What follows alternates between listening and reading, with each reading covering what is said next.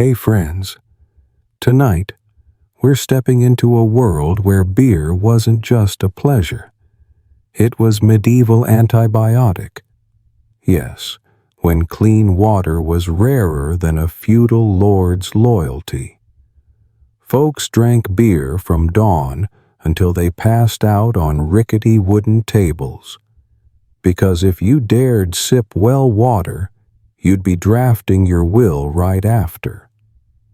So don't laugh when you hear tales of children nursing sips of ale.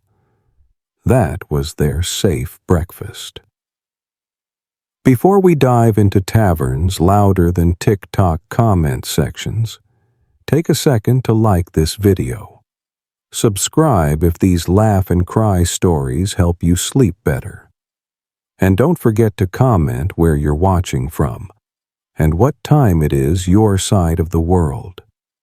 Now, turn off the lights, pull up your blankets, breathe easy, and let's scroll into a dream full of history and just a hint of hops.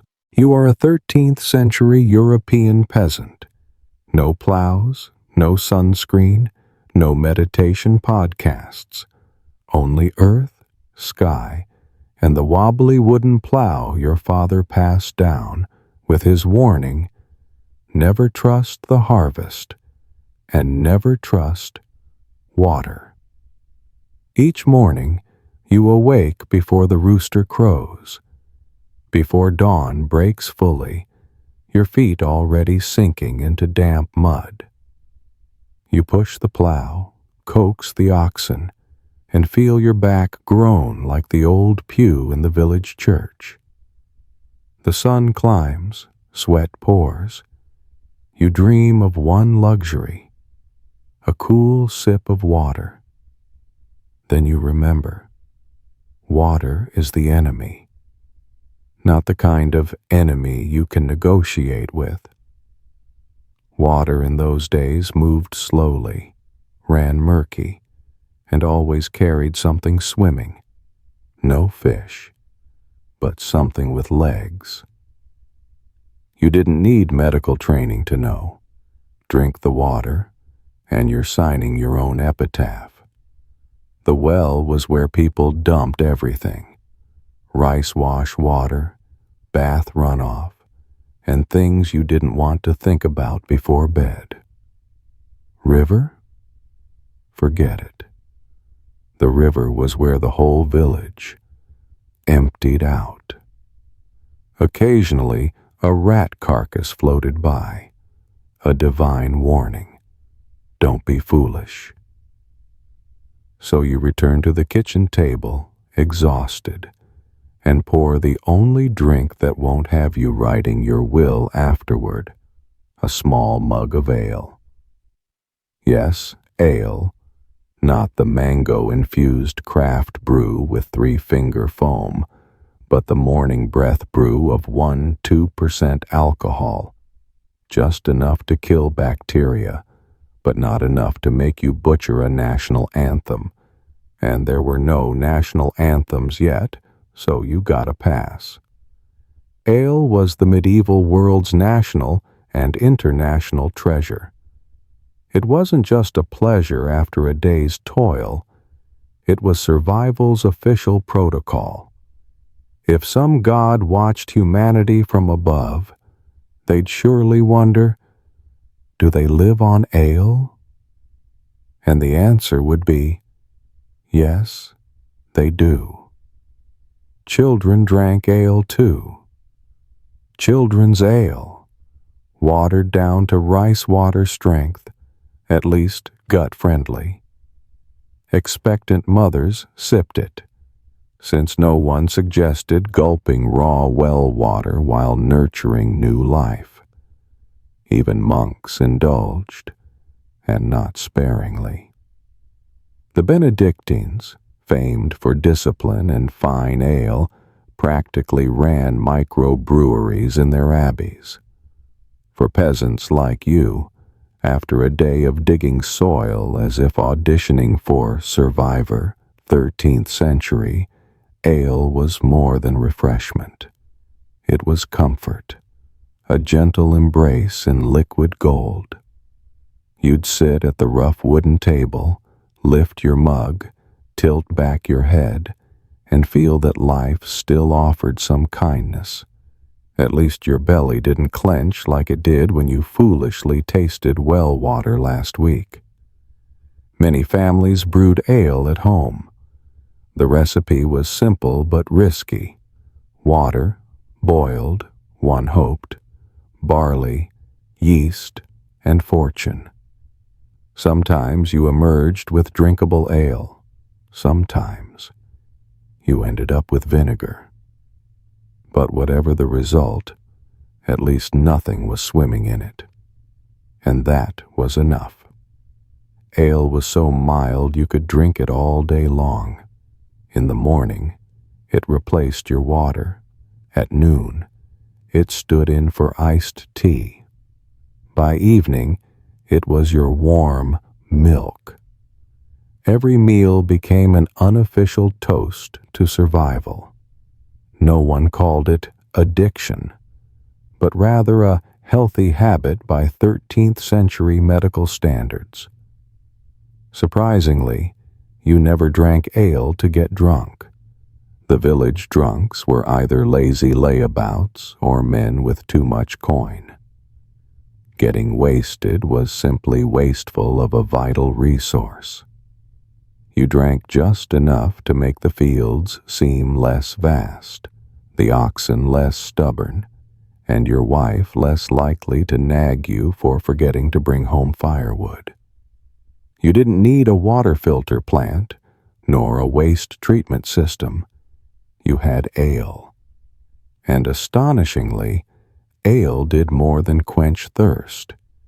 It became the social glue. After a day's work in the fields, villagers gathered at the little alehouse to talk harvests, taxes, and, of course, about the well that left half the village doubled over with stomach cramps last month. Sitting among neighbors, mug in hand, you never felt alone. Everyone was thirsty. Everyone was weary. Everyone chose ale over dying of waterborne disease. It was a form of empathy that required no words, only a full mug. You were a peasant with little else, no power, no wealth, no ride-hail app, but you had ale, and in the 13th century, that was enough to keep you alive another day.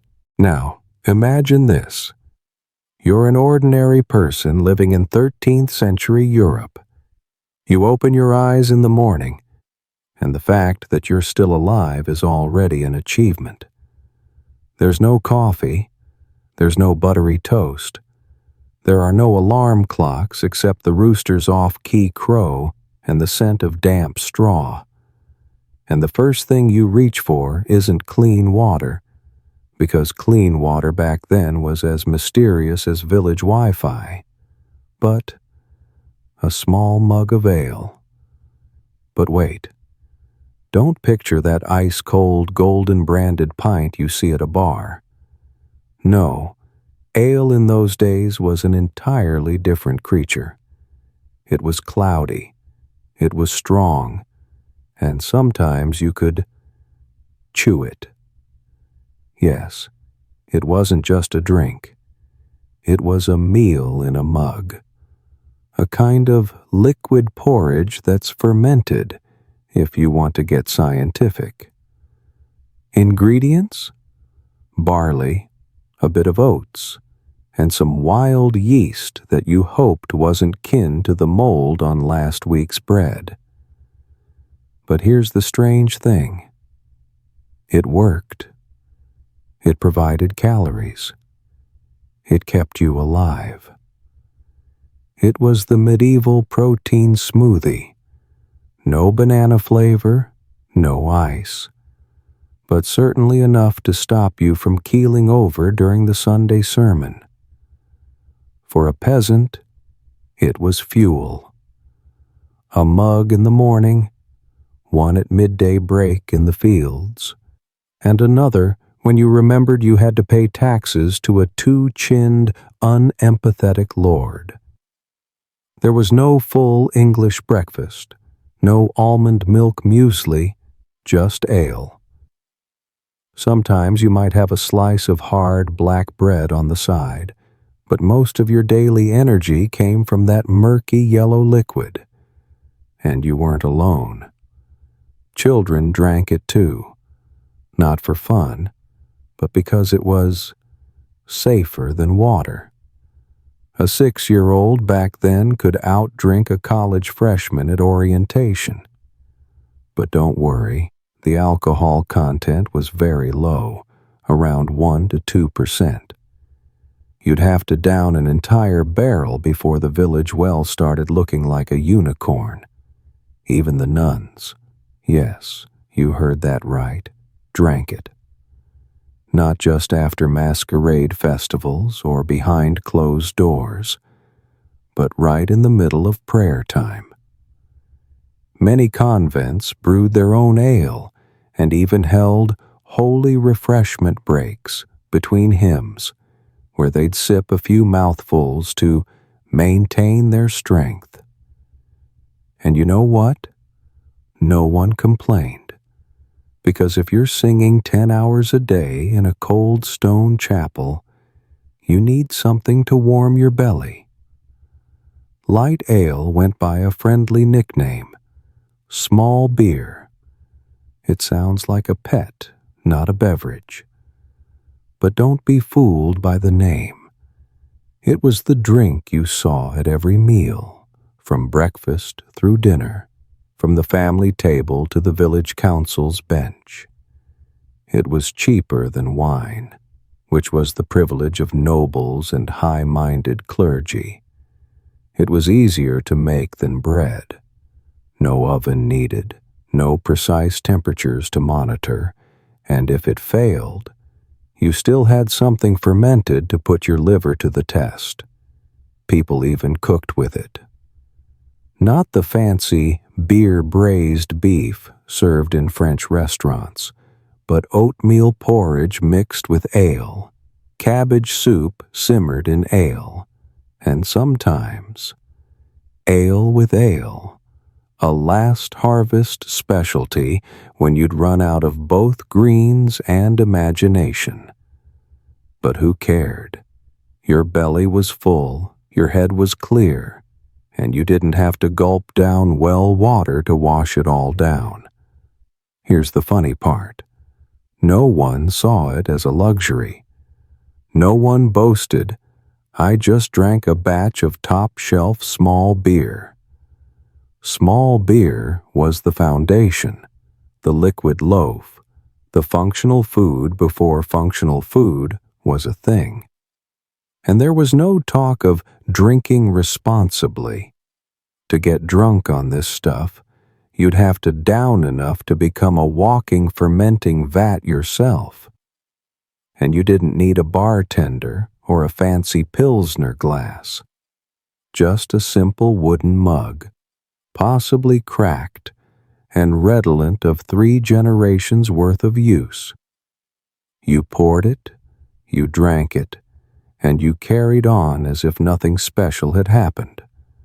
But it was special, because that humble mug of small beer was the reason you could stand upright, till the soil, and survive yet another day in an age when a single mistimed sneeze could earn you the reputation of being possessed. It's strange to think that in a world rife with plague, filth, and a profound lack of scientific understanding, the one thing you could trust was a slightly cloudy, lightly scented, foamy liquid. But sometimes history doesn't need logic, it just needs yeast. While the peasants sweated in the fields and drank ale to avoid dying of thirst in a quieter place, where bells tolled steadily and books were painstakingly copied in solemn black ink, a group of people was quietly staging a small revolution. Not with swords, not with sermons, but with yeast, malt, and a touch of culinary genius hidden beneath long robes. Yes, I'm talking about the monks. You might think that monastic life consisted only of endless prayers, ascetic fasting, and sacred silence. Well, that's partly true. But somewhere in a kitchen, tucked behind the vegetable garden and beside the hymn archive, a peculiar aroma wafted through the air. Not the scent of incense, but of ale simmering. A large pot, a long wooden stirring paddle.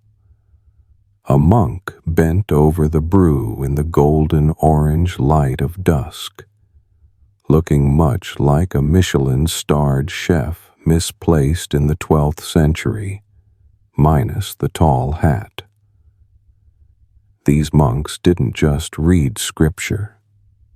They read recipes, and not theological ones, but the precise ratios of water, barley, hops. They recorded every detail as if God Himself would inspect their notebooks.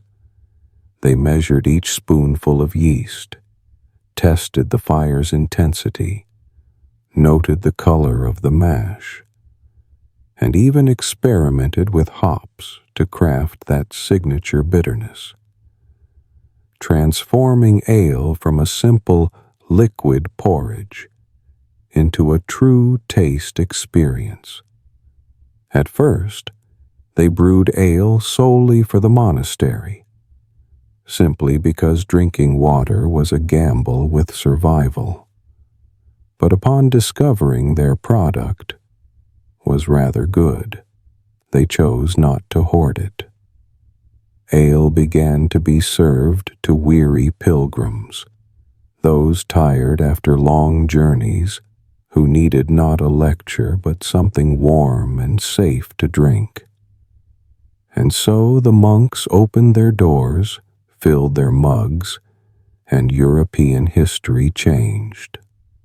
Quietly, one mug at a time.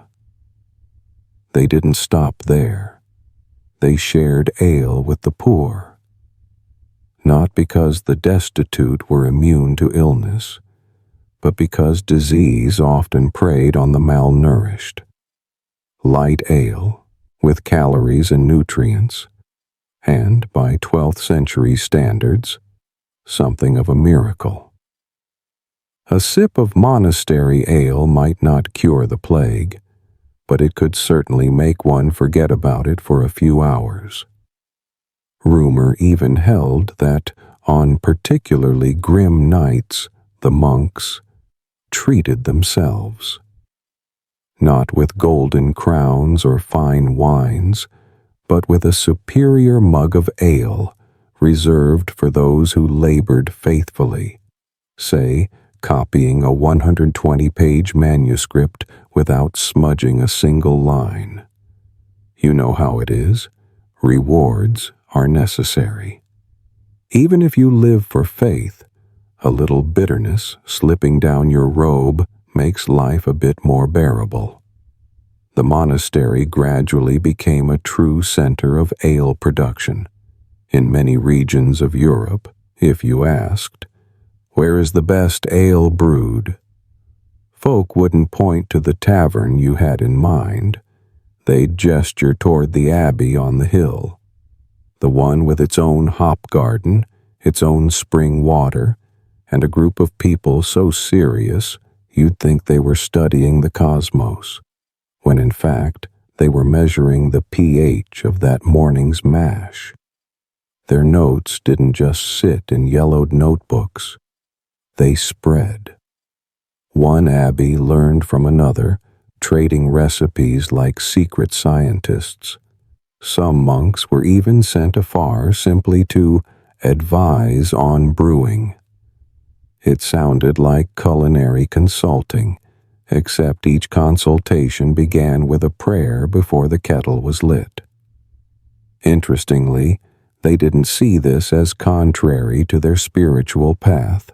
On the contrary, they believed that if your work served the community, it was part of their sacred mission. And if it just happened to be fragrant, refreshing, and helped people breathe a little easier, so much the better. Over time, monastery ale became the gold standard. If you've ever heard of Abbey beer or Trappist beer, that legacy belongs to those unseen hands stirring yeast behind cold stone walls. And although they lived in silence, their product made the whole world hum. This story has no grand climax, no wars, no betrayals, no miracles. Just a group of hooded folk beneath the distant tolling of church bells, brewing each batch of ale with a perseverance bordering on the supernatural. And it was that very steadfastness that unintentionally made them the first master brewers of Europe. No titles were conferred, no medals awarded, but future generations still drank and remembered. Dear viewers, take a moment to relax or sip some water. Then stay tuned for more unexpected turns ahead. Let me know in the comments where you're watching from and what time it is for you. It's always exciting to connect with viewers from around the globe. Comment 1. If you enjoyed this story, so we can continue bringing you more great tales. Lent has arrived, a sacred time for fasting, abstinence, and reflection. In the 13th century, that meant forsaking all solid foods. No meat, no fish, no rich stews. Not even the last crumbling bits of cheese hidden in the abbey kitchen's corner. The monks knew this well, and they observed the rule, almost rigorously. Yet humans are creatures of invention, especially when their stomachs stage a rebellion. And none more inventive than a group of hungry monks. They needed energy to keep praying, keep copying scriptures, and keep living. Thus, from the silent shadows of the abbey, a wondrous invention was born. Liquid bread. Yes, bread. In liquid form. It sounds like a post-apocalyptic dish, but in fact, it was the monks' way of lawfully taking in calories during Lent, without breaking the rules. Their logic was simple and, dare I say, ingenious. If you cannot chew it, it's not solid food. If it flows down your throat like a brief prayer, then surely it does not violate the fast. And so, Abbey Ale officially reigned. Not the mild peasant brew out in the fields, but something stronger, richer, thicker, and more aromatic. One sip, and you felt your belly warm, your mind clear, and ready to pray for another hour. Each mug supplied enough calories to help a grown man survive winter, enough yeast to stir the spirit into a holy haze, and enough fragrance to make any passer-by pause in admiration. Interestingly, the monks made no secret of it. They called it plainly liquid bread. No euphemisms, no beating around the bush. Some even wrote, "If bread sustains the body, then liquid bread warms the soul." Yes, their way with words was impressive, and they were even better at turning this wisdom into tradition. The villagers were surprised at first, but they soon realized, if you wish to remain devout during Lent without collapsing from hunger. One must follow the monk's example. And before long, the abbey became not only a place for sermons, but an ideal stop to savor an authentic mug of liquid bread. Some monasteries became renowned not just for fervent prayer, but for the quality of their ale. Each had its own secret recipe, passed down like a family heirloom. One abbey added hops from its backyard garden. Another brewed with spring water trickling from a sacred mountaintop. Some even used imported copper kettles to maintain perfect temperatures. The result? A divine drink. Just enough alcohol to awaken the spirit. Just enough nourishment to erase any question of a caloric deficit. The abbey swiftly became a destination not only for pilgrims, but also for casual wayfarers. They came to pray, certainly, but they never forgot to stop by the abbey's beer cellar.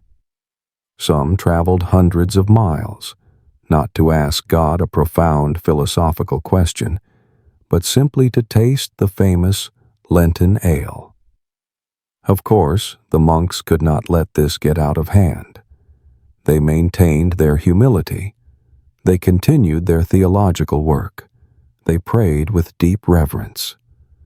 Yet deep down, everyone knew, of the hundreds of tasks they performed each day, one stood out in the public's memory, that amber mug of liquid bread. And over time, some abbeys honed another skill, large-scale production. No longer a single pot simmering in a corner kitchen. Many began constructing entire stone brewhouses with precisely engineered heating channels. They monitored each fermentation stage as if supervising a miracle. From sacred sanctuary, the abbey gradually became, if you will, a holy brewery. The remarkable thing is that from these secret recipes, a legacy was sown. Countless modern ales, especially those famous Belgian and German varieties, trace their origins in part to the liquid bread traditions of these monks. They were master brewers before bartending was ever invented. They were innovators long before anyone coined craft beer. And you, sitting now in a quiet room, bathed in soft light, might wonder, would I dare taste a sip of liquid bread? The answer, of course, depends on your stomach and your courage. But one thing is certain. Had you lived in the 13th century, you wouldn't have many other options. And when you lift that warm, fragrant mug to your lips, remember, you're drinking a culinary heritage forged in Lenten fasting, by the spirit of invention, wild yeast, and a bit of divine rule-bending. You step into a medieval tavern. No neon lights, no background music, no chalk-written cocktail specials. Only the flicker of candlelight, smoke thick as London fog, and the heavy tang of humanity. And of course the scent of scorched bread, the unofficial national appetizer nobody ever names. The door slams behind you, a cold draft escapes, and you know you've entered the 13th century's most vital social space, the tavern. This isn't just a place to drink ale. It's the information hub, the trading floor, the social network, and sometimes the bare-knuckle wrestling ring. The tavern is the Instagram of its day. No filters, just raw truth, and the aroma to match. In the corner, a merchant whispers over a salt purchase contract for a coastal shipment. 3 tables over, 2 farmers argue endlessly over plow boundary lines, while a third interjects only to complain that his cow's been coughing since last month. Someone's just heard that their neighbor was expelled from the church for personal reasons, and the entire room is buzzing about whether it involved the priest's wife. You claim a long wooden bench, no backrest, no cushion, likely wiped down with the server's sleeve. Before you sits a dark mug of ale, its foam drifting lazily as if pondering life. You take a sip, far from delightful, not cold, a bit bitter, but still better than well water. Laughter erupts from the opposite corner. Someone's retelling how their uncle was chased by a rooster on his wedding day. In another nook, an unsolicited singer launches into a refrain about harvest time and maidens in brown gowns. Then, at the tavern's center, someone stands up, for no clear reason, simply to feel important. That's when you know the tavern has awakened. People gather here not merely to quench thirst. It's where you utter truths unspeakable in church, too inconsequential for letters. Rumors are born here. Someone's ill, someone's pregnant out of wedlock, someone's slandering the Lord. Head to the tavern, a few sips of ale, and the truth, or a far more colorful version, emerges. Class lines blur when the ale kicks in. A knight may sit beside a baker. A noblewoman might exchange needlework tips with a swineherd's wife. In that haze of drink, everyone stands equal, until morning reveals you've slept on the storeroom floor beside some fellow named Bert, whose profession remains a mystery. Of course, it wasn't always peaceful. Mugs flew more often than words of thanks. A careless remark could spark an arm wrestling contest, or, worse, a wooden spoon brawl. Yet one unwritten rule endured: never spill another's ale. No matter who you were, where you came from, or what faith you followed. Knocking over someone's drink was the fastest way to lose both a friend and your front teeth. You sat there, sipping slowly, feeling the ale spread through you like a thin blanket over a weary mind. The din around you grew almost comforting. A stranger's tale suddenly made sense. That inscrutable song gained hidden depth, and you thought, maybe I should come back tomorrow night. Maybe these ragged, smoke-scented folk aren't so bad. Maybe, just maybe, this is a community, in its own messy, raucous, onion-fried way. But then it happened. A slight nudge, an unsteady arm, and your precious mug, the one you'd cradled like treasure, tipped over. That amber liquid spilled across the table, dripped onto your boots, and pooled on the wooden floor like a wet crime scene. All eyes turned your way. No one spoke. None needed to. You looked at the culprit. He grinned as if he had merely brushed a flower vase. But this was no vase. This was ale. And in this world, ale was sacred. A brief silence, one of those silences that always precede the storm. And you knew you had two choices: forgive or strike back with the next mug on the table. You step into a medieval tavern. No neon lights, no background music, no chalk-written cocktail specials. Only the flicker of candlelight, smoke thick as London fog, and the heavy tang of humanity. And of course the scent of scorched bread, the unofficial national appetizer nobody ever names. The door slams behind you. A cold draft escapes, and you know you've entered the 13th century's most vital social space, the tavern, This isn't just a place to drink ale. It's the information hub, the trading floor, the social network, and sometimes the bare-knuckle wrestling ring. The tavern is the Instagram of its day. No filters, just raw truth, and the aroma to match.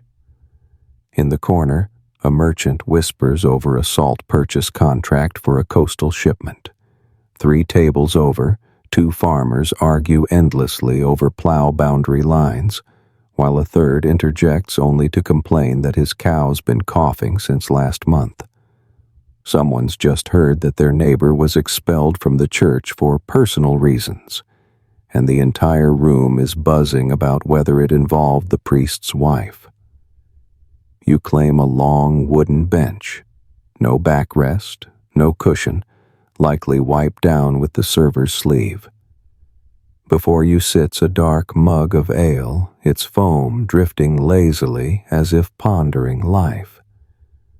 You take a sip, far from delightful, not cold, a bit bitter, but still better than well water. Laughter erupts from the opposite corner. Someone's retelling how their uncle was chased by a rooster on his wedding day. In another nook, an unsolicited singer launches into a refrain about harvest time and maidens in brown gowns. Then, at the tavern's center, someone stands up, for no clear reason, simply to feel important. That's when you know the tavern has awakened. People gather here not merely to quench thirst. It's where you utter truths unspeakable in church, too inconsequential for letters. Rumors are born here. Someone's ill, someone's pregnant out of wedlock, someone's slandering the Lord. Head to the tavern, a few sips of ale, and the truth, or a far more colorful version, emerges. Class lines blur when the ale kicks in. A knight may sit beside a baker. A noblewoman might exchange needlework tips with a swineherd's wife. In that haze of drink, everyone stands equal, until morning reveals you've slept on the storeroom floor beside some fellow named Bert, whose profession remains a mystery. Of course, it wasn't always peaceful. Mugs flew more often than words of thanks. A careless remark could spark an arm wrestling contest, or, worse, a wooden spoon brawl. Yet one unwritten rule endured: never spill another's ale. No matter who you were, where you came from, or what faith you followed. Knocking over someone's drink was the fastest way to lose both a friend and your front teeth. You sat there, sipping slowly, feeling the ale spread through you like a thin blanket over a weary mind. The din around you grew almost comforting. A stranger's tale suddenly made sense. That inscrutable song gained hidden depth, and you thought, maybe I should come back tomorrow night. Maybe these ragged, smoke-scented folk aren't so bad. Maybe, just maybe, this is a community, in its own messy, raucous, onion-fried way. But then it happened. A slight nudge, an unsteady arm, and your precious mug, the one you'd cradled like treasure, tipped over. That amber liquid spilled across the table, dripped onto your boots, and pooled on the wooden floor like a wet crime scene. All eyes turned your way. No one spoke. None needed to. You looked at the culprit. He grinned as if he had merely brushed a flower vase. But this was no vase. This was ale. And in this world, ale was sacred. A brief silence. one of those silences that always precede the storm. And you knew you had two choices: forgive or strike back with the next mug on the table. If you think small beer was the oddest brew the Middle Ages ever saw, then sit down, set aside your modern tea, and steel yourself. Because in a world without refrigerators, without food safety inspections, and without the term gourmet, their drinks were not merely for pleasure. They were weapons of survival, and sometimes a dare to the bravest stomach. Let's begin with a legend: mead or honey wine. The name alone smells sweet. And yes, it is sweet. So sweet you'd swear you're drinking a libation inspired by ancient love poetry. But don't let that sweetness fool you. One proper sip of mead can make you feel like a Norse warrior born of myth. 2 sips, and you're babbling in made-up Viking. 3 sips, and you're convinced you can ride a white wolf across frozen forests. In reality, you're in a timbered hall, and the only beast present is the tavern mistress's cat pawing at your boots. Mead was the drink for those who wanted to live in luxury, yet remain wild at heart. It could be spiced with herbs, flavored with secret blends known only to God and the brewer. It graced weddings, honeymoon nights, and sometimes sleepless vigils. And if you woke the next morning feeling as though you'd sung with dragons, congratulations, you've drunk your mead correctly. But if you were noble, the kind who owned more feathered hats than a peacock owns tail feathers, you'd choose wine. Not the refined Italian reds you see on Netflix, but a vinegar-sharp vintage that could double as coin polish. Some vintages were even diluted with seawater. Yes, sea, water. Why? Because if you're wealthy, you sometimes must drink the bazaar just to prove you have wealth. And nothing says, I have status, more clearly than a goblet of briny wine that turns your tongue blue, but poured from an imported bottle set upon a silk-draped table. They didn't drink wine to quench thirst. They drank to be seen drinking, a social performance where flavor was merely a reluctant witness. At a feast, you'd raise your glass, close your eyes, nod sagely, as though savoring all creation. Meanwhile, your mind was dreaming of a mug of warm water with a lemon slice, an indulgence you'd never find served in a castle. If you're neither a noble nor flush with honey for mead, you still have a very everyday option: cider, a fermented apple drink with a mildly tart taste, sometimes sweet, sometimes astringent, and often cloudy.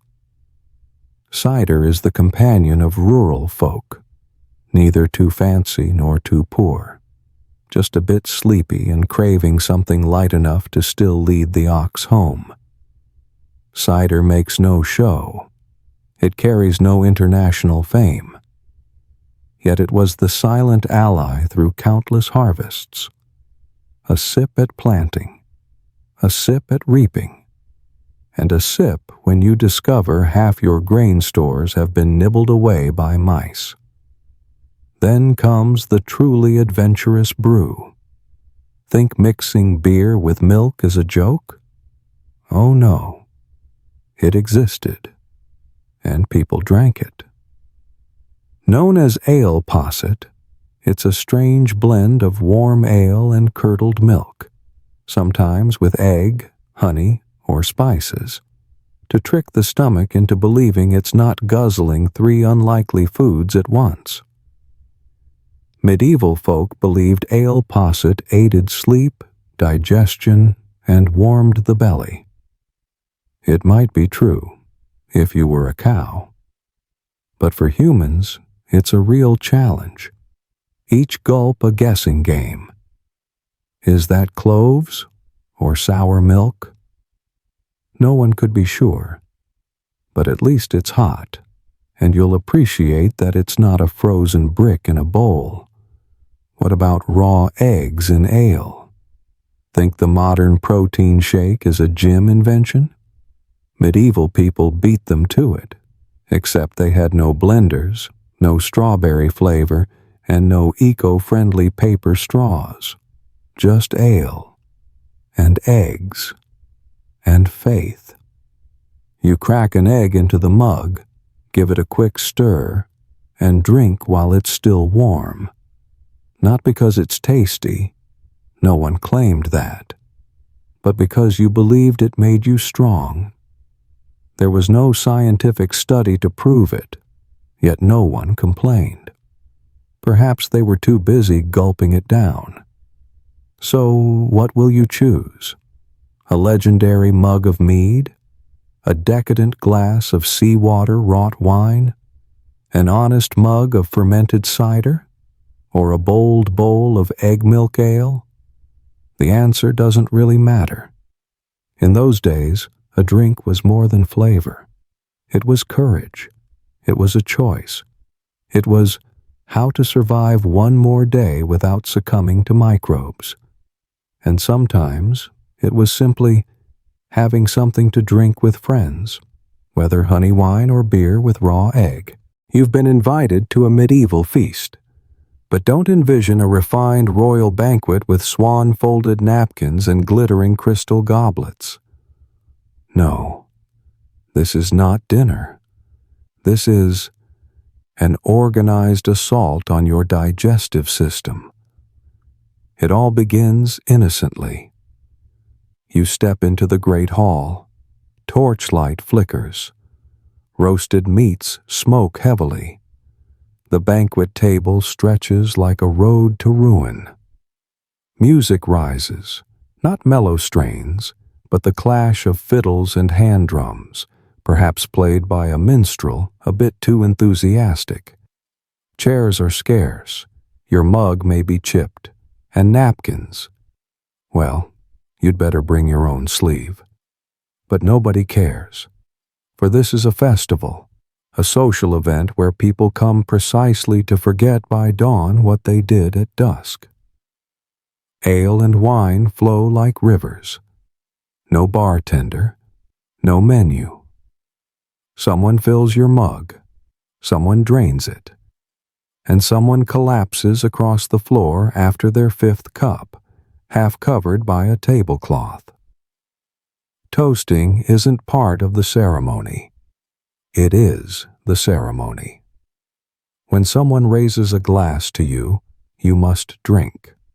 To refuse is insult, akin to declaring their mother's cooking dreadful or mocking their rooster's tone-deaf crow. And the toasts are no simple cheers or to your health. They're to bountiful harvests and my cow birthing twins, or to my enemy's fall in the deepest mire. Each blessing is a piece of folk oratory, shouted amid the clatter of broken mugs and belches, resonant as a funeral dirge. Then the games begin. First, the drinking contest. Not who can chug fastest, but who can drink longest without drawing breath. Some tumble off their benches by the third round. Others triumph and circle the table demanding marriages between strangers. Next comes the loudest toast challenge. One man bellows his blessing. The neighbor must outshout him. This ends only when the winner's voice fails to demand more gifts, and the loser is banished from the village for rupturing the bishop's eardrums. If you're a newcomer, you're forced to down a welcome cup, often a random blend of wine, honey, unidentified spices, and sometimes a sprig of grass. They say grass aids digestion, but anyone who's gulped it looks as if they've just signed up their innards for early retirement. The revelry stretches on. No one notes the hour. No one cares. Dim light. Uproarious laughter. Someone starts dancing, or simply struggles to stand. Roast meats parade endlessly. Pig, chicken, goose, and occasional beasts of unclear name yet enticing aroma. You eat, because if you don't, the fellow beside you will hiss, "Are you a spy?" A musician plays a nose flute. A woman spins thrice before perching on the lap of a man not her husband. An old man recounts meeting a forest fairy, believed by none, yet unchallenged because he clutches his flagon. The climax usually arrives around the sixth course. Some begin to weep, others start singing, and some, often the same souls, cry and sing in unison. One philosopher spills forth life's meaning, only to collapse face first in the smoked fish platter. No one helps. Instead, they place a lemon slice on his back to make the spectacle slightly less absurd. You feel full, very full, too full. You laugh for no clear reason. The room spins gently, and you decide to sit down, or lie down, or drift toward the nearest table like an unmoored vessel. If the night goes well, you'll depart with a belly full of roasted meat, a light head, and a hat someone plopped onto your head without asking. You'll wave farewell to your new friends, most of whom you can't recall by name, and vow to return next week. But if fortune isn't on your side, you'll awaken the next morning under a table, beside a bawdy minstrel snoring like an ox at plow, and a pile of broken mugs testifying to your life's poor decisions.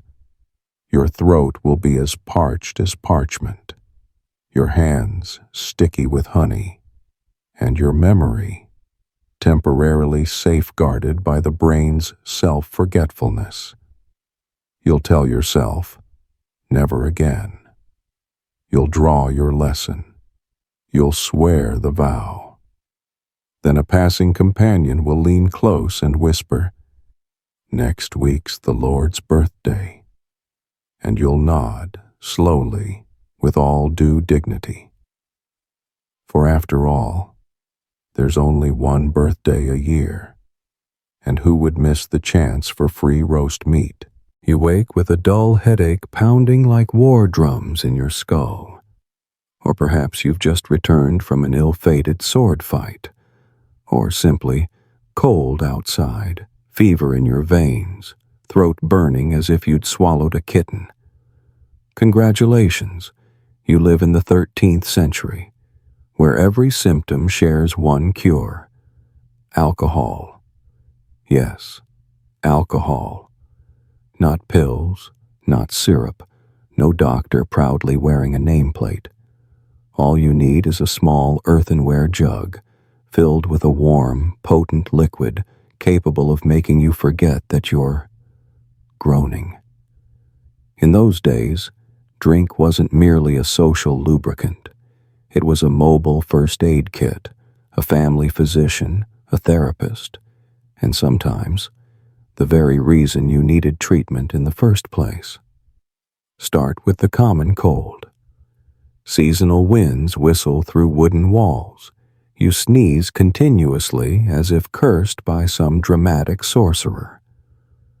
Solution?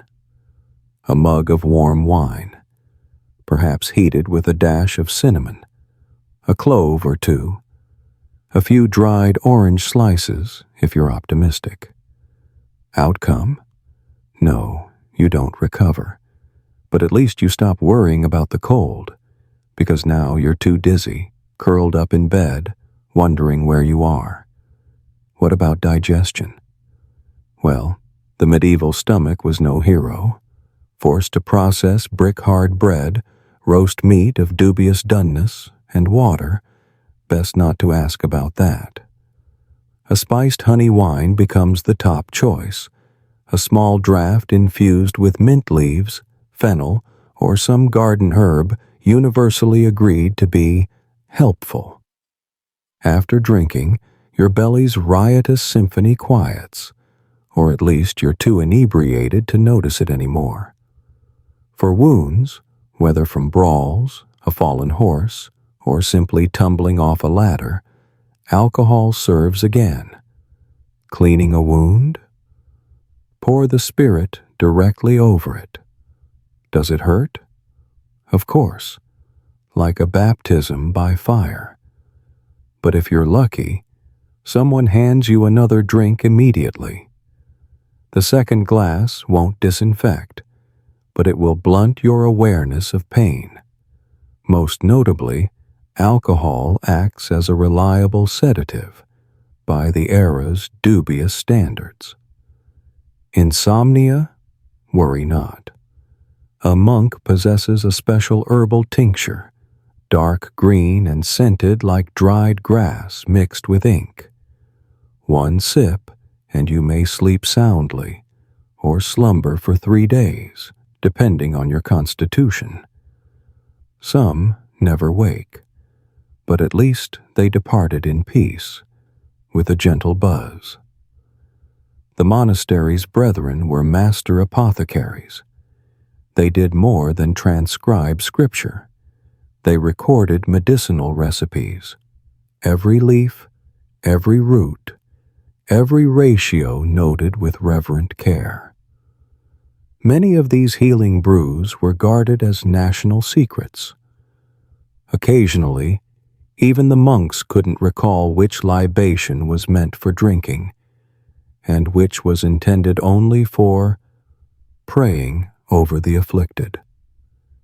Ginger root infused wine for stomach aches, chrysanthemum infused wine for sleep, bark infused wine to purify the humors. Even though no one quite knew what humors were, everyone nodded as if they understood perfectly. Recipes passed by word of mouth through the village. Bitterberry wine for dry cough, or wine mixed with raw egg yolk for the convalescent. Some concoctions were meant to be used only once in a lifetime, an understatement, since few lived long enough to try them twice. They even used wine to treat psychological ailments. If you were sad, anxious, depressed, or simply disheartened after being mocked at the village festival, you weren't sent to a physician. You were led to the tavern.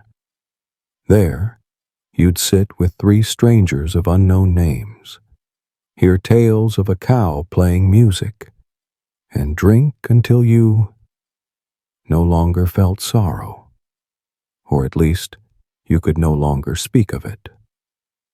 Thus, while modern science still lay centuries ahead, the Middle Ages had a simple yet comprehensive medical system: wine.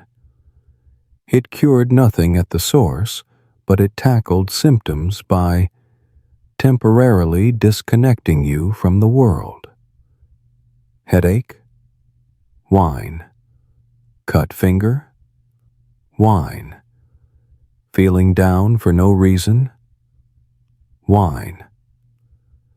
Can't sleep because dogs bark all night? Wine. And if the dogs still bark after your 3rd mug, perhaps you've mistaken the goat shed for your bed. The Middle Ages had no health insurance, but you had a mug, a jar, and an unwavering belief that everything would be fine after just one more sip. More. If you ever thought modern governments had a knack for taxation, let me transport you to the 13th century, where everything could be impoverished, filthy, and dimly lit, except the imagination of the tax collector. Because in medieval times, there was one thing watched more closely than witches, and that was joy. and nothing symbolized joy more clearly than beer and wine. So, of course, the authorities taxed everything, from the liquid in your mug to the mug itself. You thought drinking enough? Even raising your cup incurred a fee. Think I'm joking? Far from it. If you were an innkeeper, you needed a license to sell alcohol, a document not only costly, but penned in ink mixed by a single townsperson. And that person just happened to be the son-in-law of the licensing official. Once you secured your license, you weren't done. Every batch of beer you sold had to pass quality control, and not by just anyone, but by the one and only beer taster. A title that sounds like a dream job. Free beer, a nod of approval, then off home. But in reality, this role was serious. The taster checked viscosity, bitterness, aroma, and legal compliance. Brew too weak? You were fined. Brew too bitter? You received a warning. Brew too good without declaring your profits? Good luck next time, in a straw mattress cell. Even the mug you drank from was taxed. You could purchase beer, but if you brought your own cup from home, one not calibrated to the royal measurement standard, you were guilty of volume smuggling. Yes, you heard right. Volume smuggling. The authorities were bizarrely obsessed with ensuring no one drank untaxed fullness. A small mug carried a different levy than a large one. A wooden tankard cost differently than a clay goblet. And if you inadvertently drank from your grandfather's heirloom cup without permission, condolences. And the taverns, cultural hubs of the age where people laughed, conversed, and occasionally collapsed into sleep. Each had to pay a license fee, a wine tax, a beer tax, a seating tax, and sometimes a noise tax if patrons were too merry.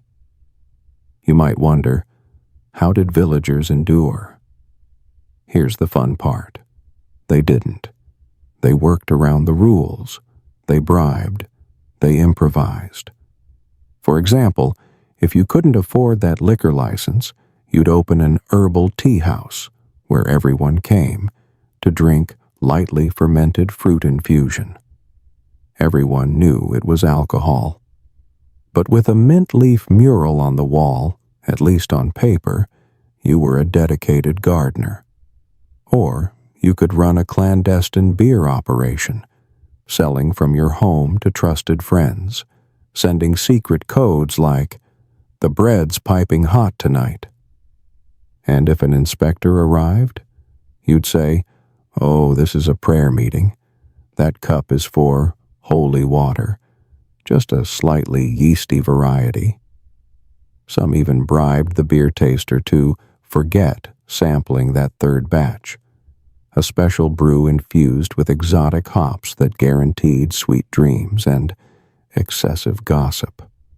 A wedge of cheese, a pouch of chestnuts, sometimes just a well-placed compliment, and suddenly your ale was fully compliant.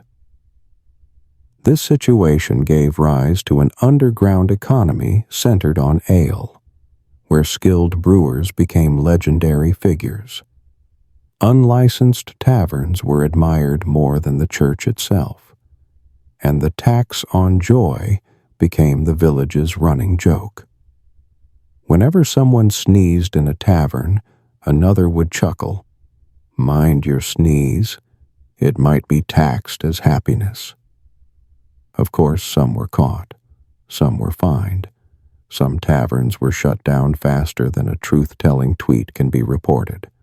But almost immediately, another tavern would open, 3 doors down, with the same regulars and the same old ale.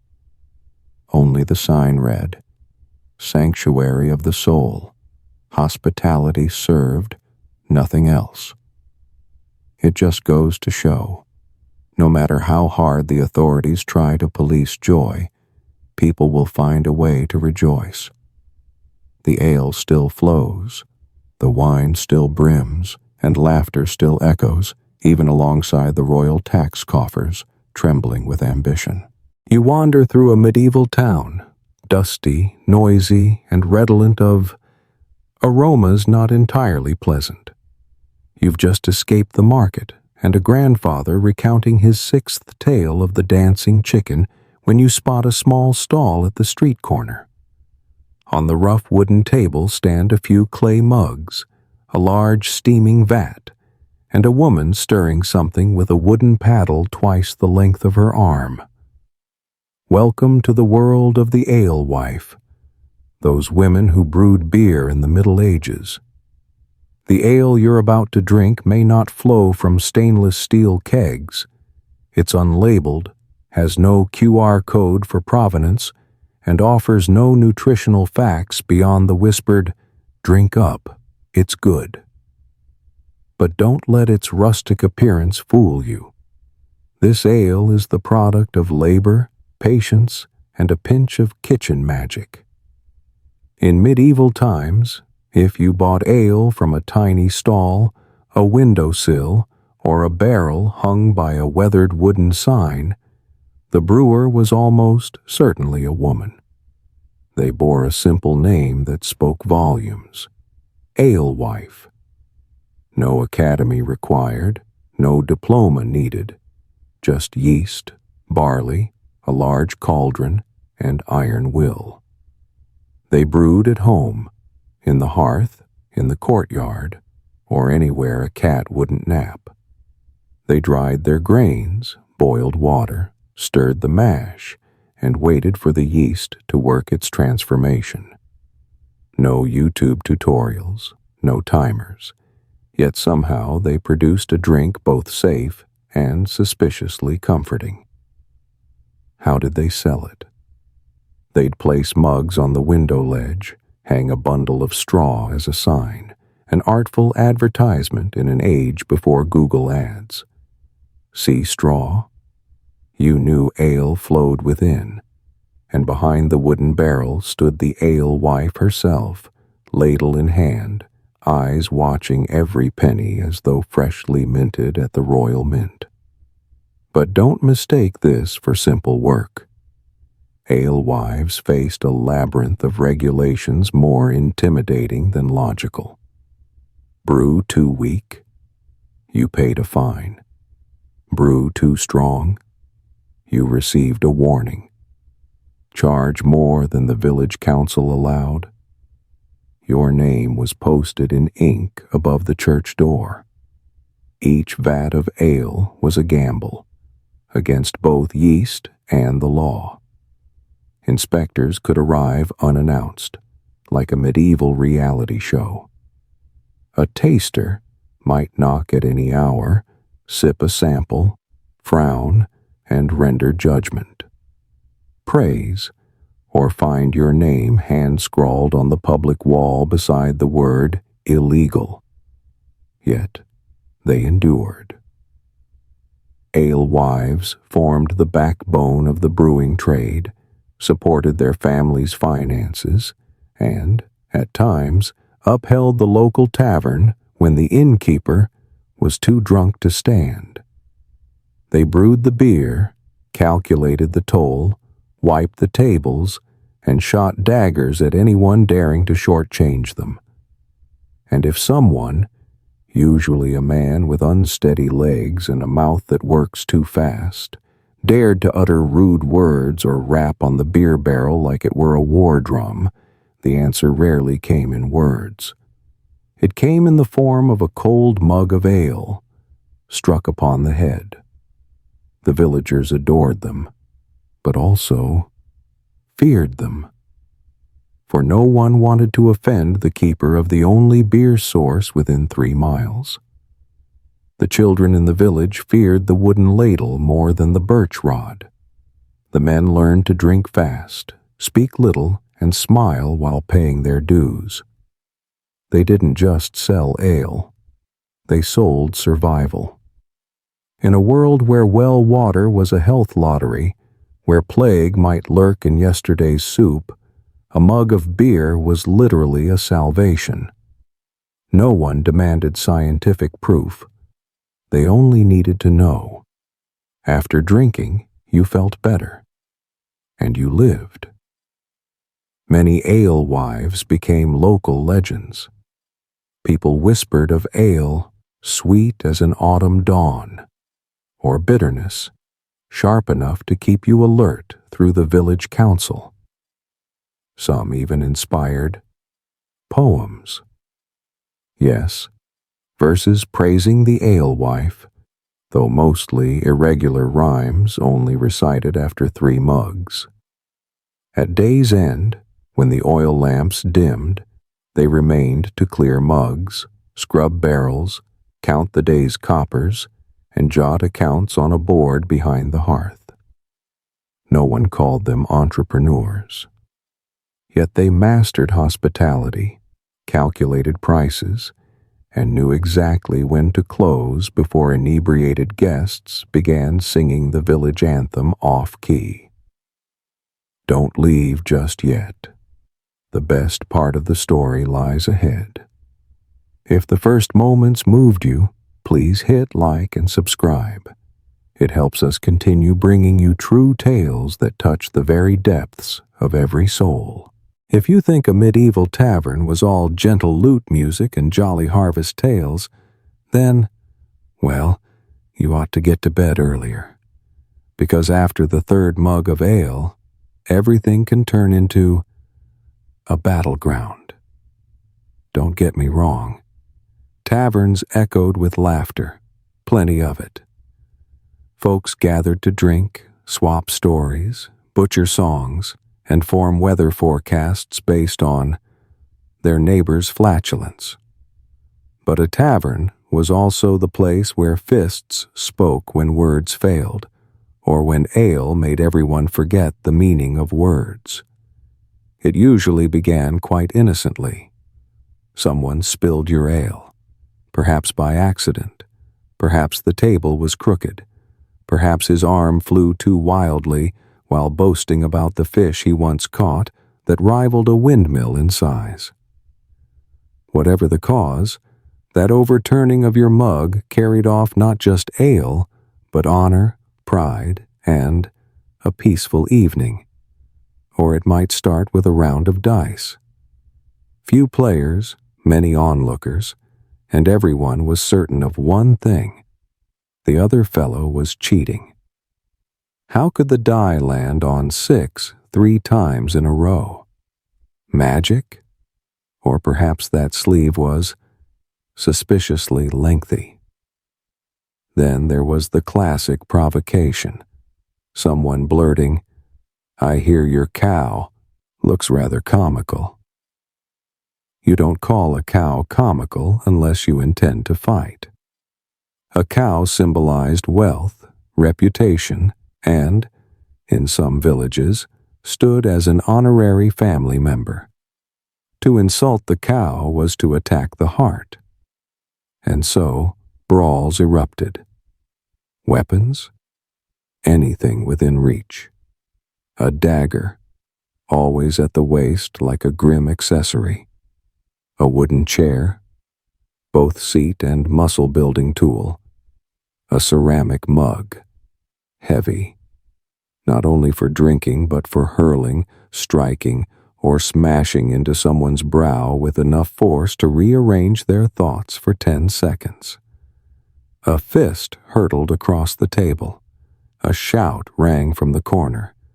A bench flipped like a domino. The minstrels abruptly ceased, or bizarrely, played faster, as if cheering on the chaos. Someone kept eating in the corner, chewing while commenting, "Well, they started fighting earlier than usual tonight." The tavern keeper, a neutral figure with a steel heart and a broom in hand, watched from behind the bar as though reviewing a well-rehearsed play. Occasionally they intervened, especially when prized pottery began to shatter. But most of the time, they simply noted in the ledger: chairs, 1 broken; mugs, 3 shattered; tabletop, light scratches. They even maintained a price list for damage by pugilism. You might wonder, where are the authorities? Doesn't anyone step in? The answer: they do, but only when someone dies. And even then, it must be a real death. No breathing, no movement, no family protest. If someone merely passes out or loses a tooth, that's an internal matter, solved by adults, by drinking more ale.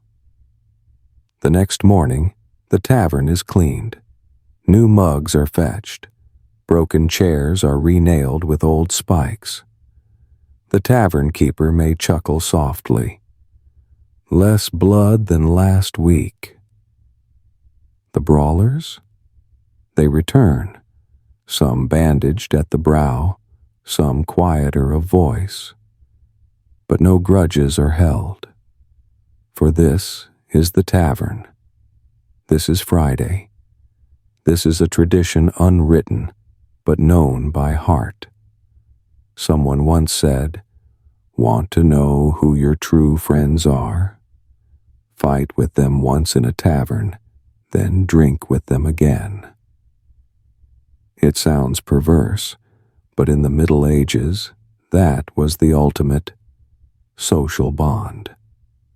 Of course, not every brawl was fun. Sometimes they spiraled out of control. Yet strangely, most ended at just the right level of drama, perhaps from fatigue, or ale running dry, or the landlady slamming her wooden ladle on the bar and bellowing, "1 more round, and I'll serve you vinegar all night." When the sun set and the oil lamps were lit again, the tavern welcomed patrons anew. The same familiar faces, the same laughter, the same songs, and the same scraping chairs on wooden floors. No one spoke of the fight from the night before, but everyone remembered. And some, seated just a bit farther apart, ensured they wouldn't spill ale on someone's boots next time. You wake on a pile of straw, not a bed, not a chaise lounge, but real straw, soft, yet nowhere near as comforting as in love poems. It scratches your neck, it pokes into your hair, and it smells like exactly where something else slept before you. The church bells ring, not in a melodious welcome to dawn, but like a slap to your brain. Each dong rams into your skull as if someone's pounding a cauldron inside your head. And then you open your eyes. The first thing you see is a goat. It says nothing, only stares at you, fixed gaze that seems to ask, "How many times this month is this?" And deep down, you know, the goat is not wrong. Welcome to the medieval hangover. You have no idea how you made it home. Or more precisely, into someone's barn. Last night is a haze, like the smoke of a dying hearth. You recall a mug of mead, then a folk song with misremembered lyrics, then laughter, then nothing. Now, all that remains is a hammering head, a throat dry as desert sand, and a gut seriously considering mutiny. Modern solution? Aspirin, clean water, more sleep. But in the 13th century, none of those options exist. You have folk remedies, rumors whispered from mouth to mouth, and courage of dubious origin. First up, raw egg in ale. Not a hipster cocktail, an honest-to-God raw egg, shell-cracked, yolk glaring at you, stirred into a still warm mug of ale. They tell you the egg's protein restores vitality, and the ale balances yin and yang heat, even though the person saying this passed out in their seat 2 hours ago. You lift the mug. The raw scent hits your nose before the ale touches your lips, but you're too far past turning back. One gulp, one misjudgment. And then you feel no better. Only that you now have a solid reason to flop onto the floor and moan in the hoarse voice of a faithless friar. If that fails, someone suggests, vinegar. Yes, vinegar. Sharp, old vinegar made from spoiled wine or fermenting apples, any sour substance that time can taint. They say it detoxifies. You're not sure of what toxin, but it surely dissolves joy quite rapidly. One gulp of vinegar will sober you up, with tears. And if both egg and vinegar fail, fear not. There is one cure as ancient as the village church. Drink more. Like fighting fire with fire, or teaching a cow to sing by shouting louder. Some swear that poison fears only itself, a befuddled logic, yet delivered with fervent conviction. And so you drink again, just a small mug, you tell yourself, to warm your belly, to steady your hands. But that small mug finds company, and you find yourself back on the path that led you to this straw pile today.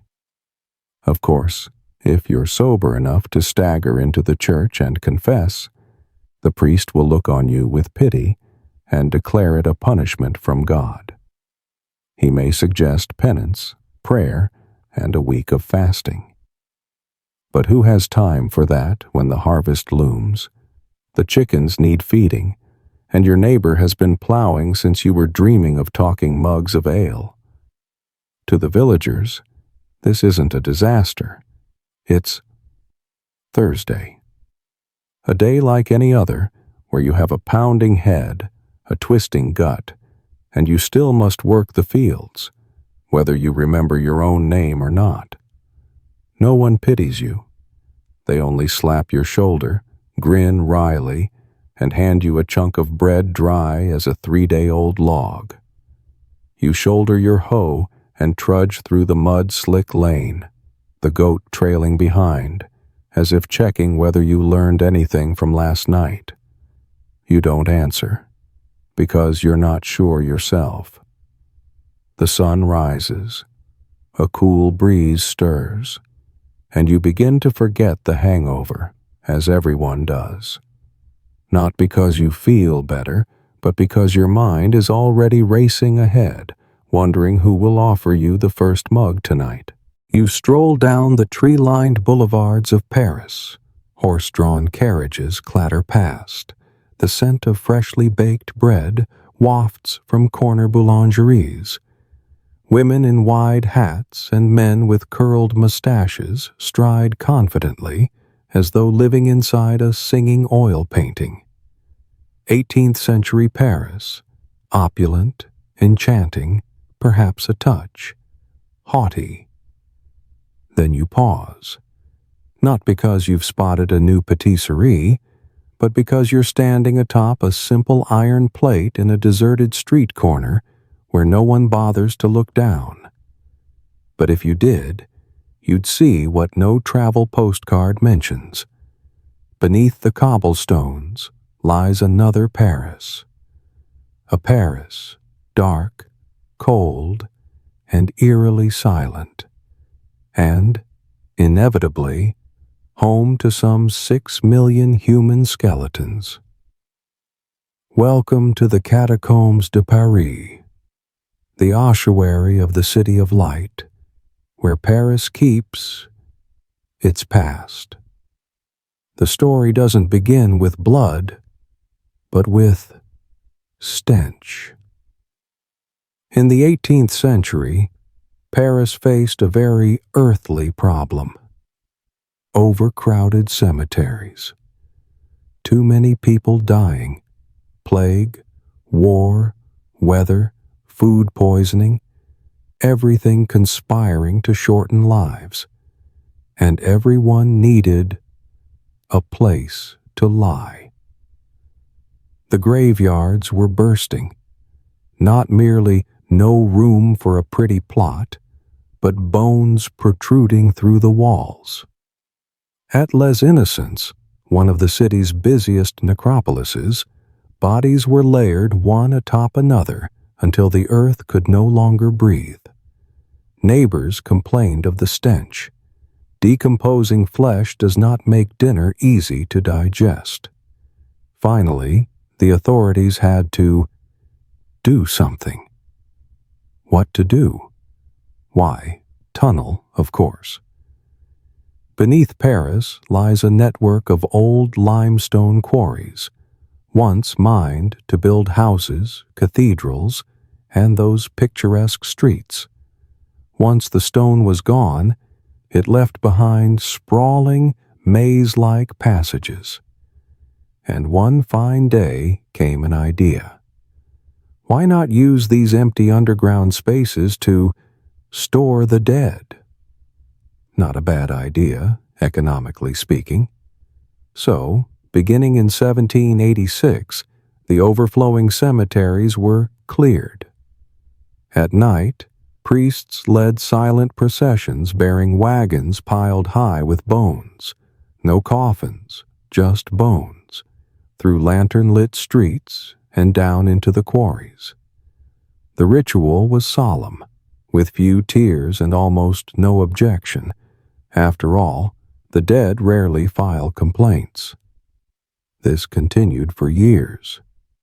Bones of plague victims, of the starving, of war dead, even those lost during the French Revolution, all were relocated here. No VIP treatment, no reserved noble section. In the catacombs, everyone was equal, a chilling form of democracy. The bones were arranged with surprising artistry. Skulls lined up in neat rows, femurs stacked in layers. Some walls were even adorned with patterns, as if a bored caretaker decided to add flair. The sight is both spine-tingling and orderly. Perhaps because in death, at last, everything finds peace. Strangely, after a few decades, people grew curious. They wanted to descend, to wander. Not for scientific reasons, but for the thrill of, oh, they say there lie 6 million dead. And so the ossuary gradually became a destination, not a romantic draw like the Eiffel Tower, but it accumulated its own loyal visitors, those who fancied touring with a flashlight and a bit of courage. And here you might ask, why keep those bones? Why not cremate? Why not build a proper mass grave? The answer, as history often shows, is it was cheaper, it was more convenient, and, strangely, it reassured Parisians. They knew that when they died, they wouldn't be discarded. They would become part of something larger, a wall, a corridor, a reminder. Because if there's one thing the Paris catacombs do best, it's remind you that life is fragile. One day you stroll down the boulevard, croissant in hand. The next day, you adorn a chamber deep underground. And you know what? No one in those catacombs complains. They don't argue. They don't tax one another. They don't grumble about the weather. They lie there, silent, orderly, in their proper places, waiting for the next visitor to gasp a little more deeply than usual. You step into the Paris catacombs. Your boots echo softly on the cold stone. The air here feels heavy, not for lack of oxygen, but because history seems to whisper in your ear. The walls on either side are not of rock or brick, but of bone. Skulls and femurs arranged so neatly you'd think a mad architect designed them. And in fact, someone just like that once did. Before it became a macabre attraction for thrill-seeking visitors, the Paris ossuary was simply a place to store the dead. Then, in 1810, a public works inspector named Louis-Étienne Héricard de Thury saw it differently. He did not regard those bone walls as a soulless jumble. No, through the eyes of a science and art lover, and perhaps a man a bit short on sleep, he saw potential. Thus, Héricard decided, let us transform this into a museum. But not the kind of museum with placards, warm yellow lighting, and benches for weary tourists.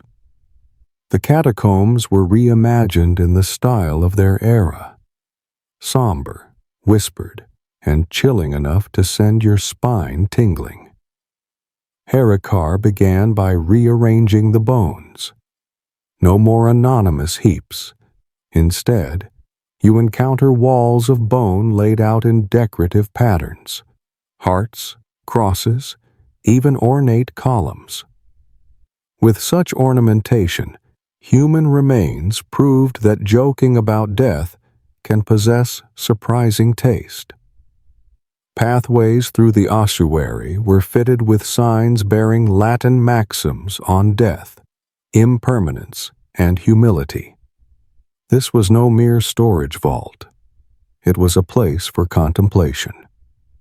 After singing hymns and dancing in the bars above ground, you descend here and confront an undeniable silence.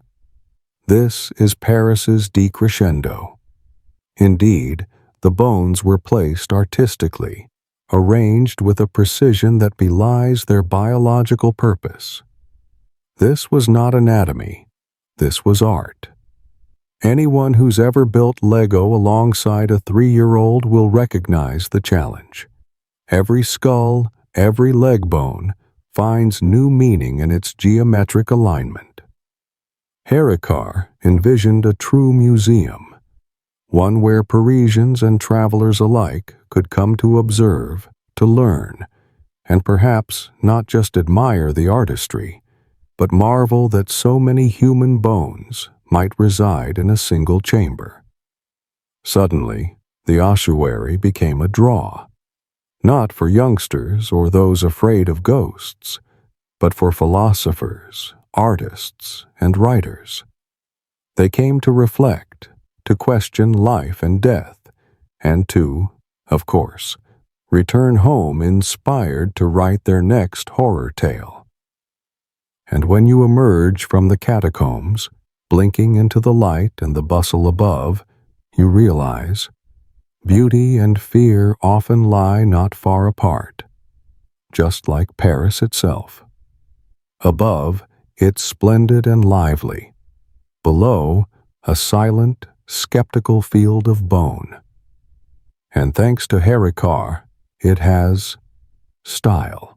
You think you know Paris, the city of light, of love, of buttery croissants with rich café au lait. But beneath the glittering boulevards, under the elegant paving stones, exists another Paris, silent, shadowed, and full of bones. This is the world of the cataphiles, those who don't climb mountains or sail seas, but choose to crawl through sewers for fun.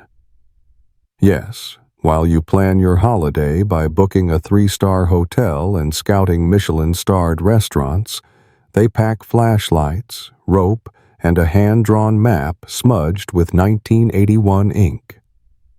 They don't buy legal catacomb tour tickets, because what's the adventure in having a guard tag along? Cataphiles prefer to explore alone, from narrow passages behind metro stations to derelict manhole covers in the park. They call it the gateway to the real Paris.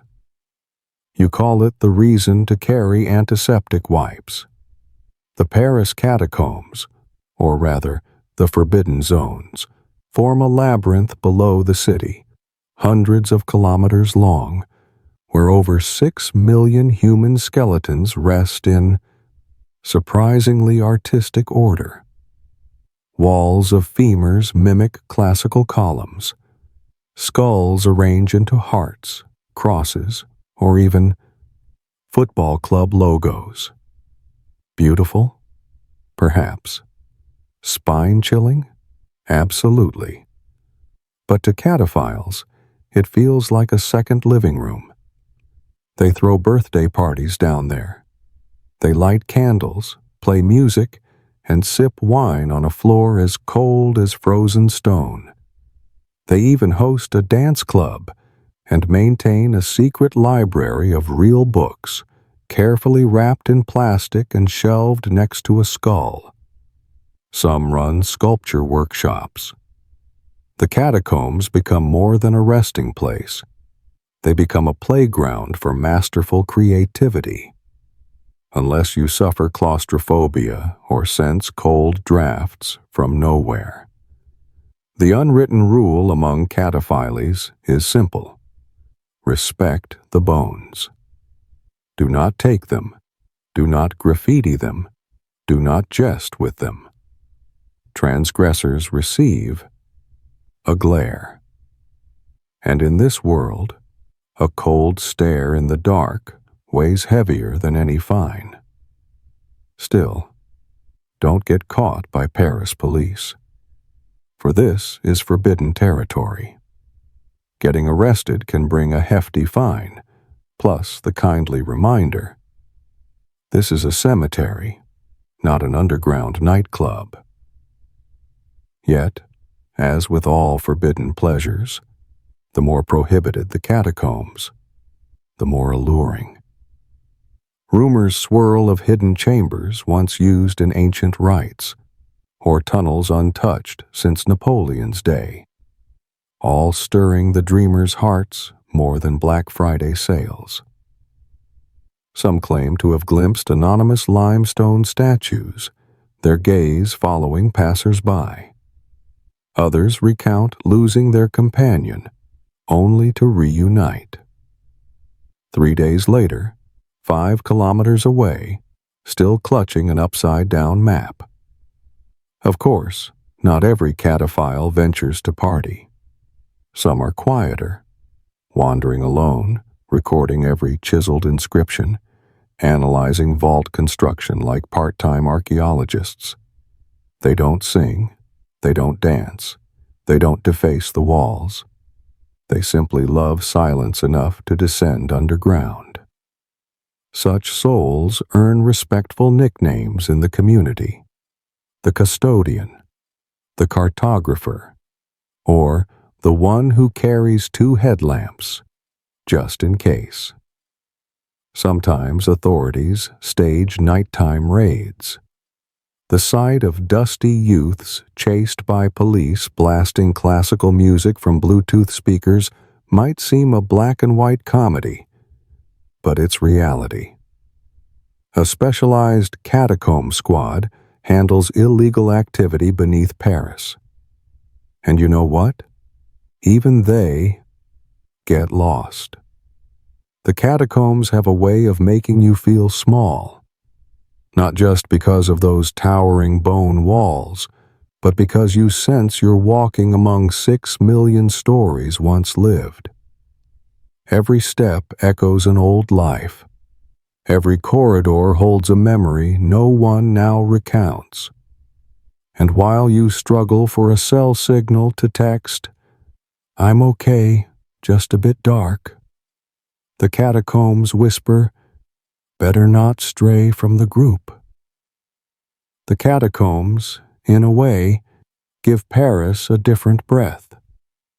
Not the aroma of fresh baguettes or exquisite perfume, but the scent of damp stone, ashes, and history. A history not penned in ink, but inscribed in bone. Cataphiles aren't lawbreakers. They're seekers of another rhythm, where the light is dimmer, but the heartbeat rings clearer.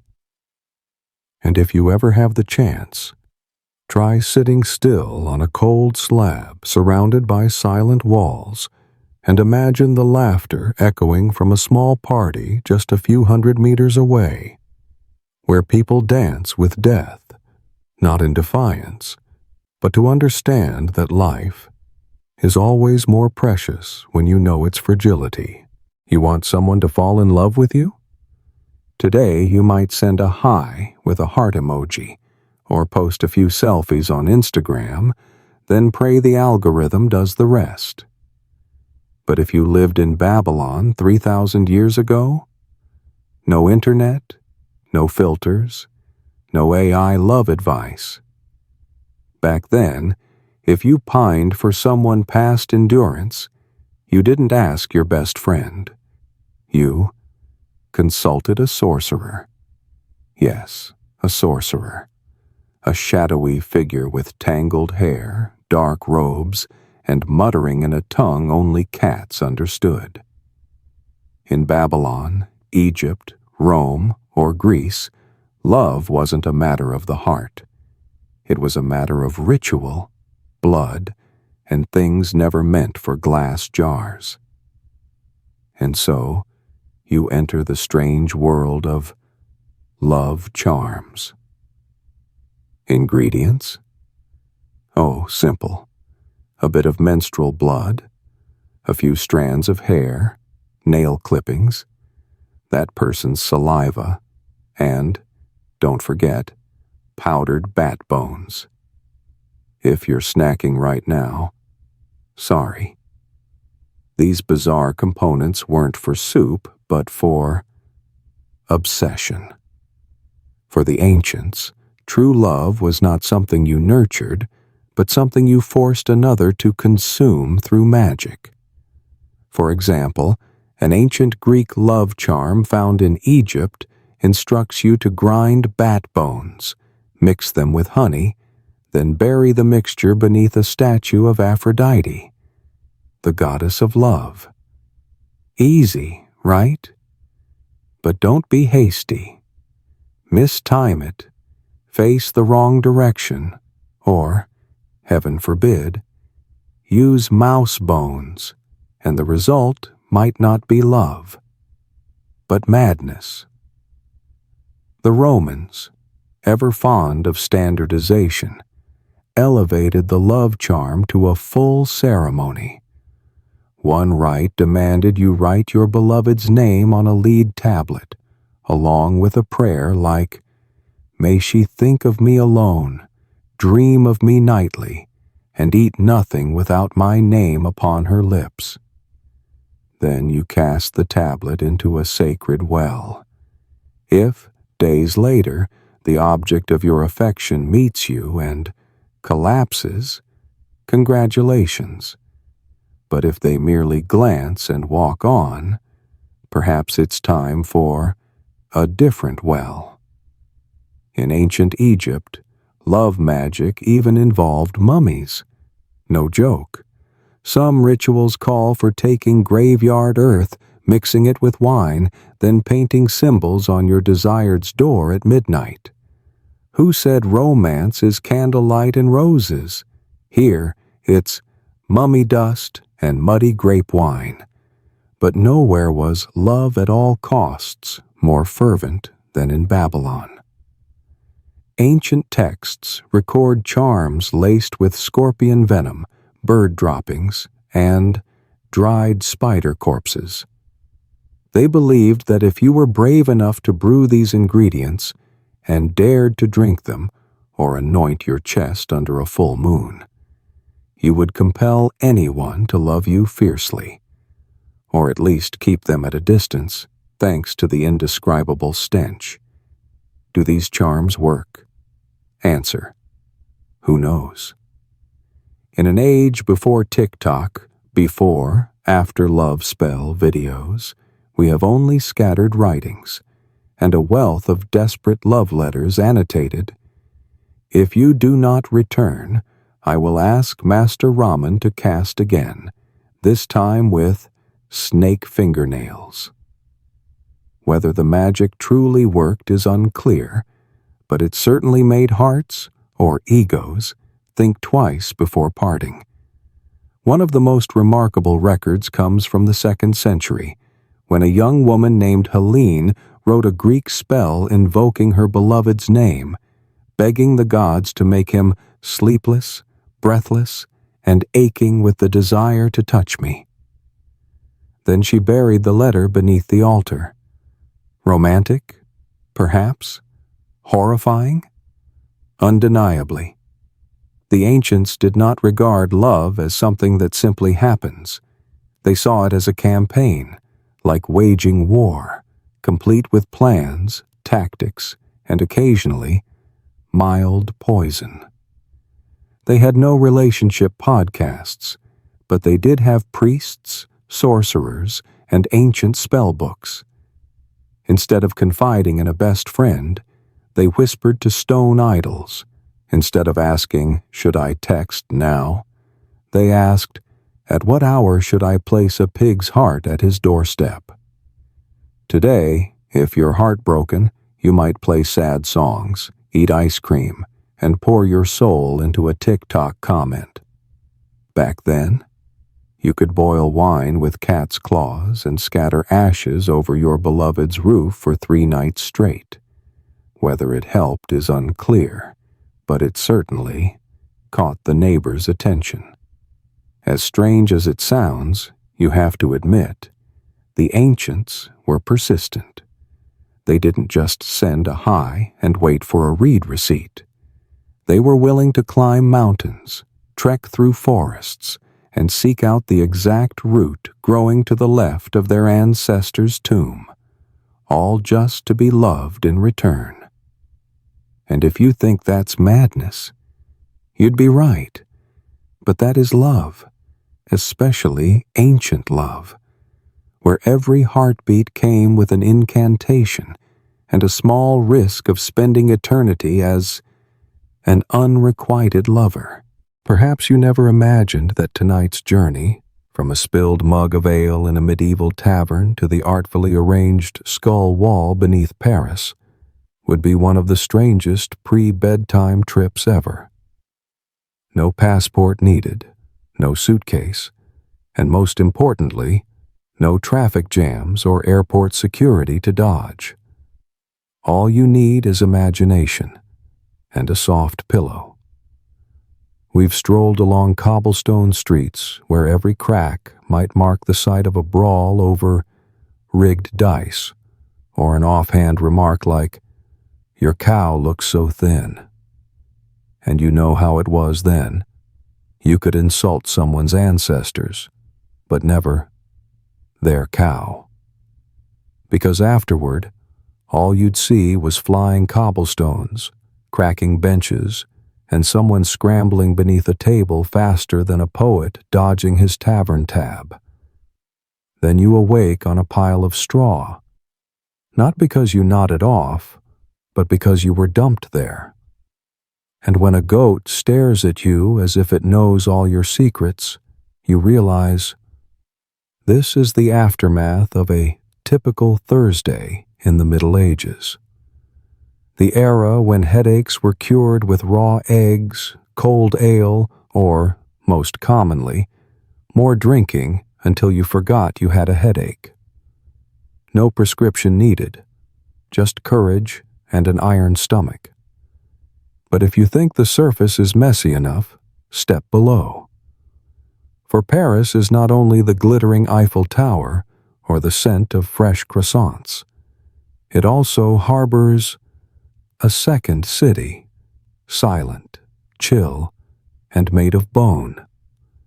6 million skeletons, to be precise, neatly stacked into walls, columns, and patterns. Nobody sat there playing jigsaw. They'd simply run out of room above ground. Death here becomes architecture, both terrifying and unexpectedly aesthetic. And then you discover those bones are not merely lying in the dark. A few souls, known as cataphiles, have turned this place into a nightclub, a salon, a secret library, even a dance floor. Yes, they dance atop the bone. They light candles, bring Bluetooth speakers, and play music in a space where so many have fallen silent forever. Of course, it's forbidden. But who can stop young people armed with full batteries and GPS data? And if that still isn't enough intrigue, ancient love magic will make you rethink your modern relationship. You think typing a 3-line text shows effort? Try grinding bat bones, mixing them with honey, burying the blend beneath a statue of the love goddess, and waiting through a full moon night.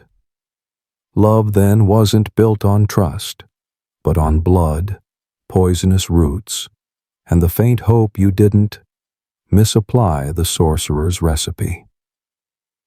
Through each little fragment of our journey, from unannounced punches in a medieval tavern to dangerous moonlit incantations, from silent catacombs to music echoing among the bones, one truth persists through history. Humans will always find the most bizarre ways to live, love, and entertain themselves. And we can't help but adore them for it.